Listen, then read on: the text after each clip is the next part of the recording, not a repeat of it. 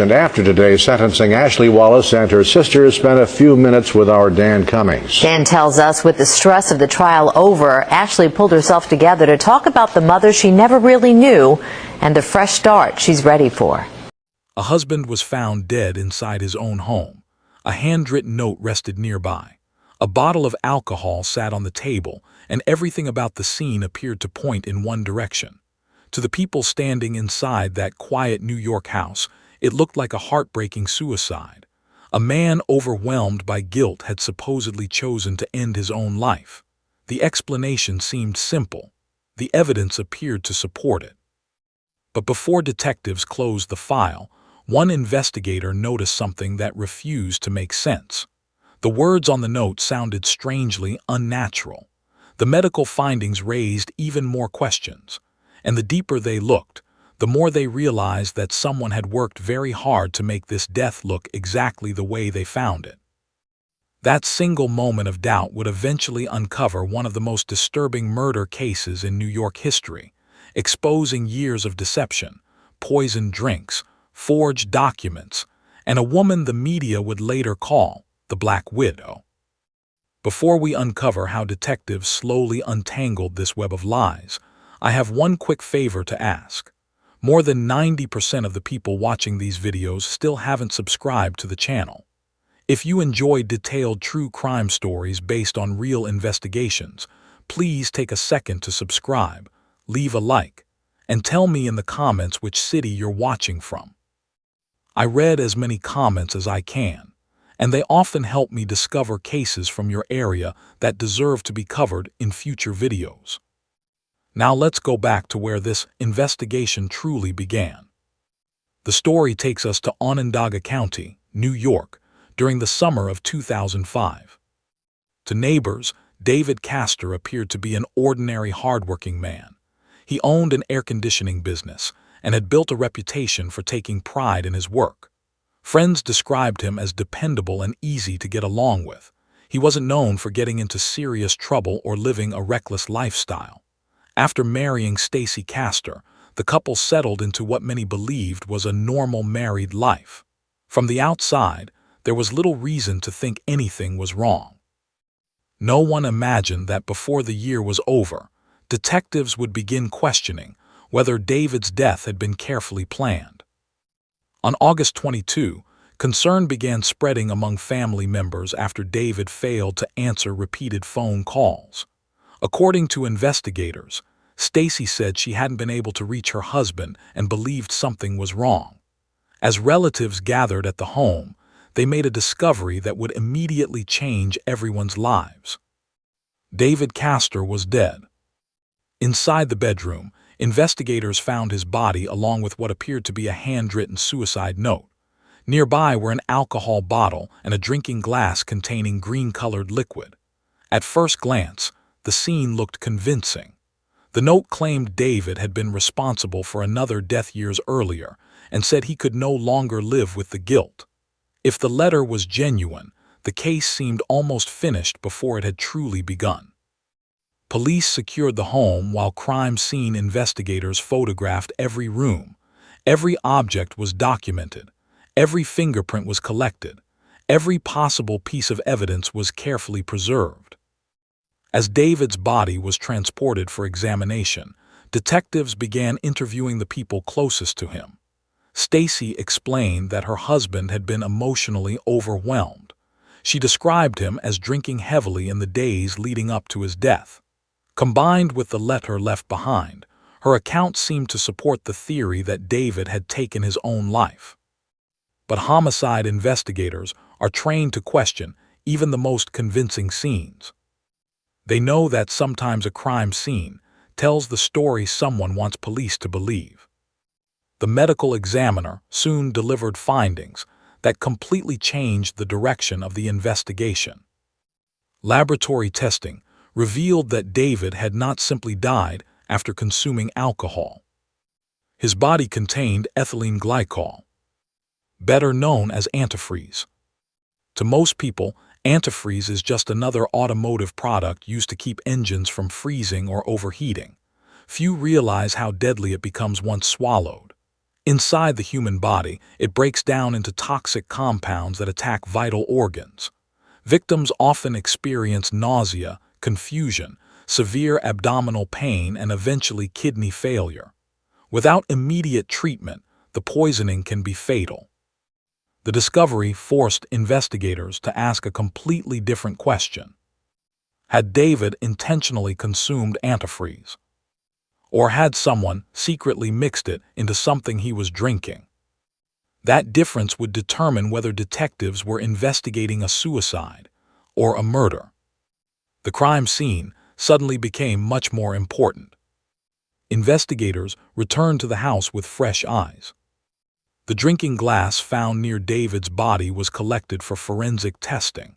The bottle of liquor was carefully examined. Detectives also recovered a container of antifreeze from inside the home. Every fingerprint, every trace of DNA, and every chemical sample suddenly carried enormous significance.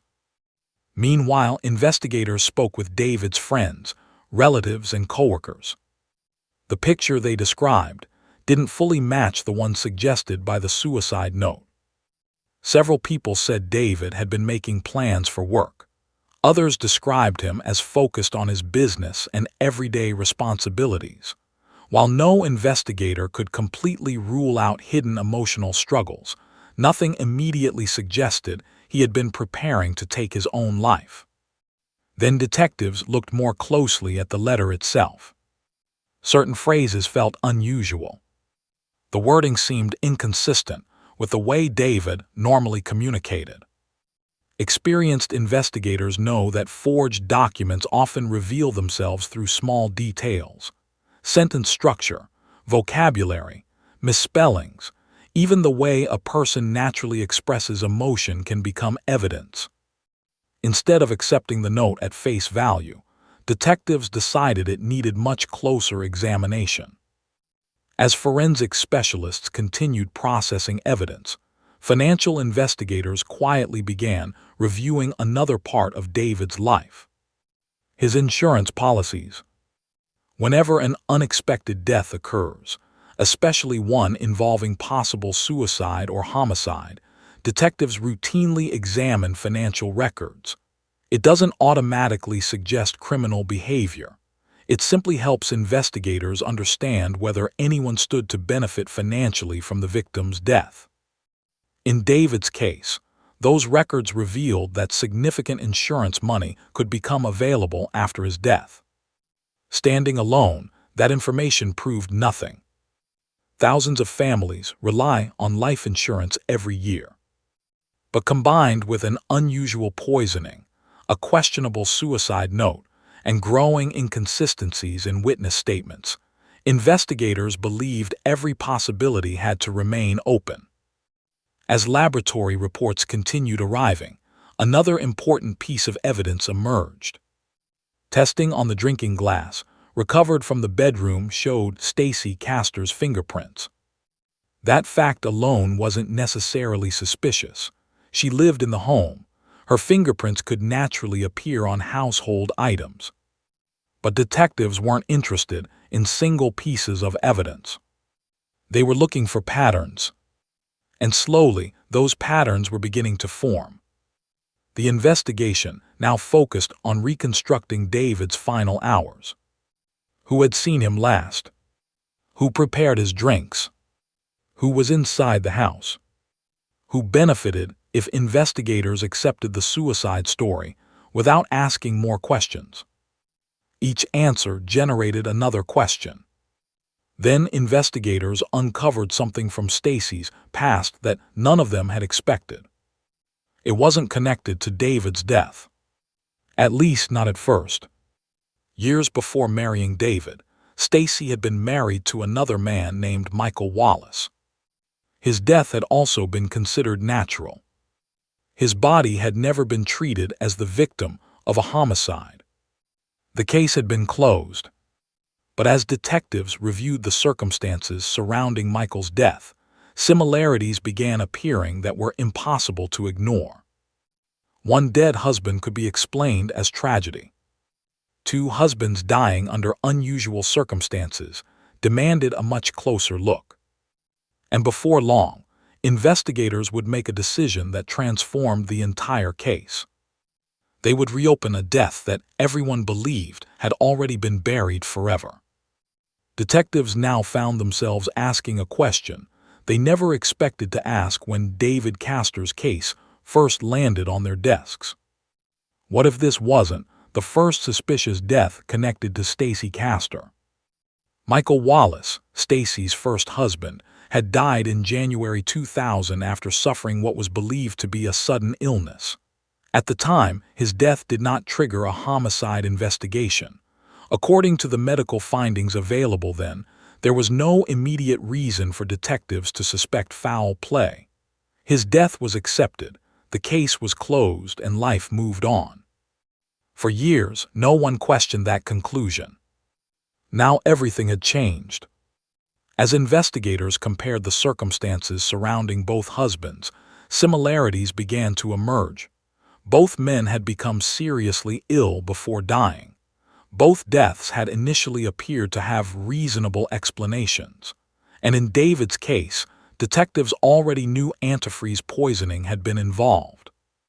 The possibility that history had repeated itself could no longer be ignored. Investigators requested permission to exhume Michael Wallace's body. It was an extraordinary step.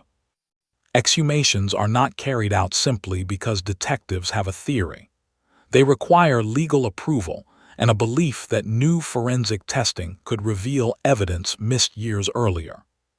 When specialists examined Michael's remains, they made a remarkable discovery.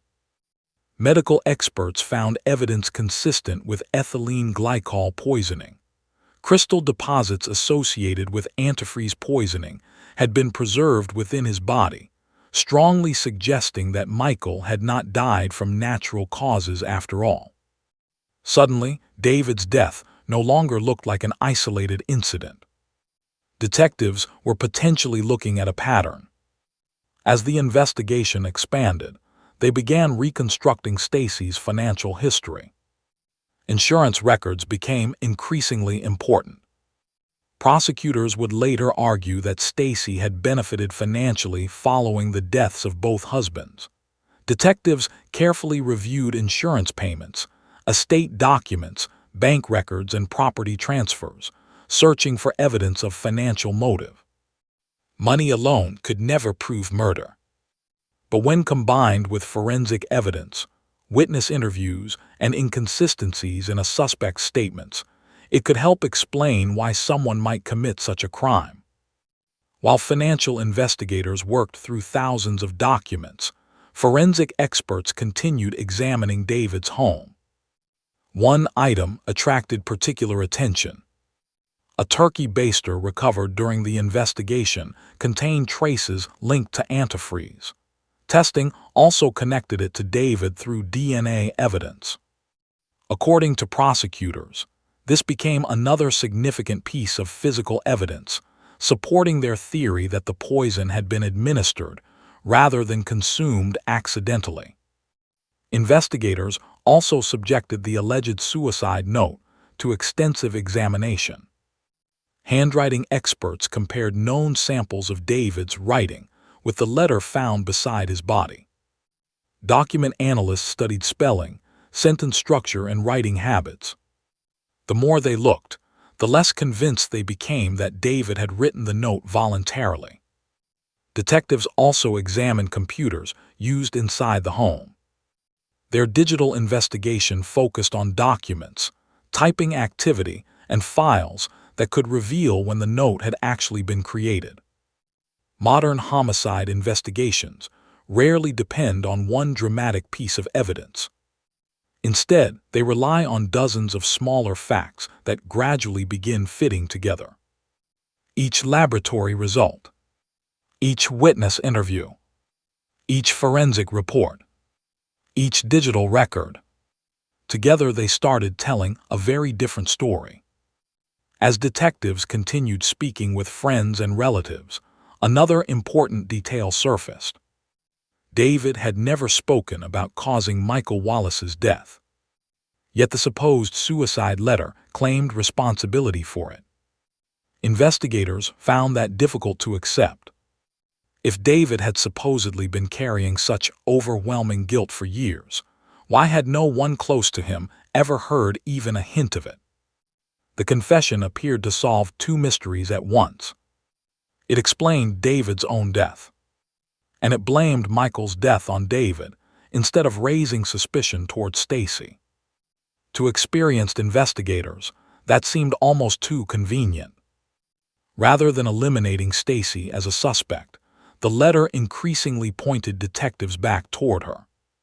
As pressure mounted, investigators intensified surveillance. According to later reports, detectives secretly monitored Stacy's activities and conversations while continuing to gather evidence. They wanted to understand not only what had already happened, but what she might do next. Their patience would soon be rewarded. Because before investigators were ready to make an arrest, another shocking crime allegedly unfolded. This time, the intended victim wasn't a husband. It was Stacy's own daughter. Ashley Wallace had no idea she was about to become part of the investigation. In September 2007, Ashley became seriously ill after sharing a meal prepared by her mother. She was eventually found unconscious and rushed to the hospital. Doctors worked quickly to stabilize her condition. Fortunately, Ashley survived. As medical professionals treated her, detectives received alarming information suggesting that this was no ordinary overdose.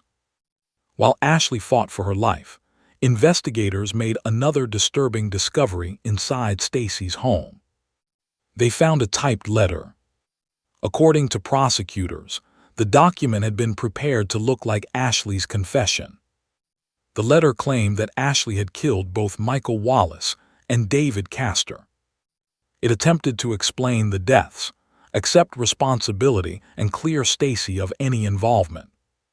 If Ashley had died, detectives believed the letter could have redirected the entire investigation toward her. Instead, Ashley survived. And that changed everything. Investigators carefully examined the document. The wording, the typing, the circumstances under which it appeared. Every detail became evidence. During interviews, detectives also noticed something unusual while speaking with Stacy. According to investigators, she appeared to accidentally begin saying the word antifreeze before correcting herself and referring instead to cranberry juice. By itself, it may not have seemed decisive. But prosecutors later argued it was another revealing moment in a case already filled with suspicious coincidences. Document experts also identified another striking detail. The forged confession and other question writings contained the same distinctive misspelling of the word antifreeze. To prosecutors, that similarity suggested a common author rather than independent documents created by different people. By this stage, detectives believed they were no longer dealing with isolated tragedies. They believed they had uncovered an elaborate effort to manipulate crime scenes, forge evidence, and shift blame onto innocent people. Still, investigators understood that suspicion alone would never be enough inside a courtroom. Every allegation would have to be supported by evidence that could withstand intense scrutiny before a jury. As prosecutors assembled their case, they organized years of forensic reports, toxicology findings, financial records, handwriting analysis, digital evidence, witness testimony, and medical opinions. Only then did they believe they were finally ready to present the full story. But convincing 12 jurors beyond a reasonable doubt would prove far more challenging than uncovering the evidence itself. Because Stacy Castor continued insisting she was innocent, and her defense would challenge nearly every conclusion investigators had reached. The fate of the case would now move from the investigation room to the courtroom, where every piece of evidence would be tested in front of a jury. When Stacy Castor's trial finally began, prosecutors faced a difficult challenge. There were no eyewitnesses who had seen David Castor being poisoned. There was no video recording showing the crime taking place. And in Michael Wallace's case, years had already passed since his death. Instead, the prosecution built its case the way many complex homicide investigations are built, by carefully connecting dozens of pieces of evidence until they formed one consistent picture. Jurors heard how David Castor had died from ethylene glycol poisoning. They learned about the handwritten note found beside his body, and why investigators believed it had been created to make David's death appear to be a suicide. Forensic experts explained their analysis of the document, while detectives described the inconsistencies that first made them question the scene. The jury also heard testimony about the physical evidence recovered during the investigation, including the drinking glass, the antifreeze container, and the turkey baster that investigators believed had been used to administer the poison. Financial records were introduced to explain why detectives considered life insurance benefits an important part of the investigation. Prosecutors argued that David's death wasn't simply a personal tragedy. They claimed it was part of a calculated plan motivated by financial gain. Then the trial shifted to an even more disturbing chapter. Michael Wallace's death. Medical experts testified about the findings made after his body was exhumed years later. The presence of evidence consistent with antifreeze poisoning dramatically changed the way jurors viewed what had once been considered a natural death. Although Stacy was not on trial for Michael's death, prosecutors argued that the similarities between the two husbands revealed a pattern that could not be ignored. But perhaps the most emotional testimony centered on Ashley Wallace. Jurors heard how Ashley had nearly died after becoming critically ill. According to prosecutors, investigators discovered a typed confession designed to make it appear that Ashley had murdered both men before attempting to take her own life. If Ashley had not survived, that letter might have become one of the most damaging pieces of false evidence in the entire investigation. Instead, Ashley lived. She was able to tell the jury about her relationship with her mother and the devastating realization that investigators believed she had nearly become another victim. For many people inside the courtroom, it was one of the hardest moments of the entire trial. The defense challenged the prosecution's conclusions at every opportunity. Stacy Castor maintained that she was innocent. Her attorneys questioned the interpretation of the evidence and argued that the prosecution's case relied heavily on circumstantial evidence rather than direct proof of murder. They urged jurors not to jump to conclusions simply because multiple tragedies had occurred within the same family. As with every criminal trial, the burden remained entirely on the prosecution to prove guilt beyond a reasonable doubt. For weeks, jurors listened to testimony from detectives, forensic scientists, medical experts, handwriting specialists, and numerous witnesses connected to the investigation. Each side presented its version of events. Then, after hearing all of the evidence, the case was placed in the hands of the jury. The deliberations were critical. Every exhibit had to be reviewed. Every witness statement had to be weighed. Every reasonable explanation had to be considered. Finally, the jury returned to the courtroom. They found Stacy Castor guilty of the second-degree murder of David Castor.